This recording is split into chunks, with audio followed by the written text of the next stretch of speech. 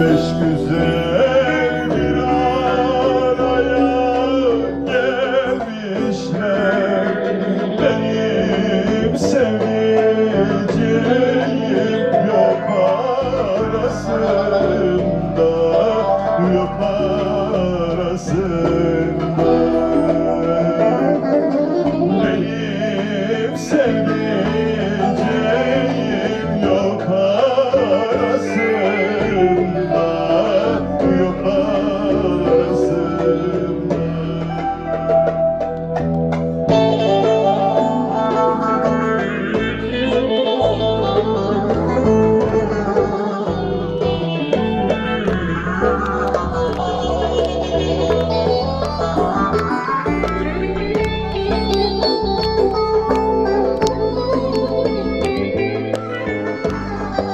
Evet, Bursa'dan Fahrettin Beşli kardeşimiz gelmiş. Evet, ayağına, yüreğine, gönlüne sağlık.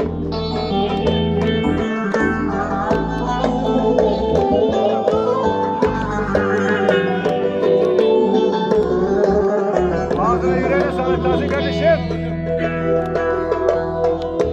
Evlerinin önü zerdali dalı, pencereden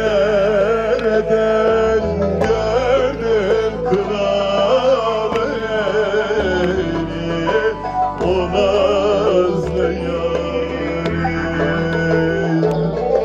Pencereden gördüm kralı eli, o nazlı yâri. Benim sevdiceğim doğuracak günüm, sensiz odalara giremez oldum, yatamaz oldum. Sensiz bu yerlerde gezemez oldum, duramaz oldum. Evet, İrfan Başkanım, gel şöyle, birlikte söyleyelim.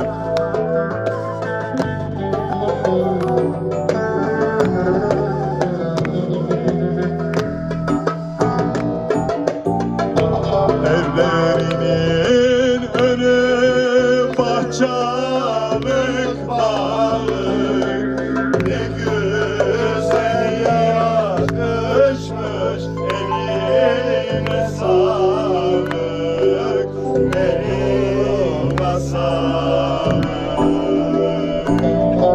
Ne güzel yakışmış, eline sağlık, yoluna sağlık.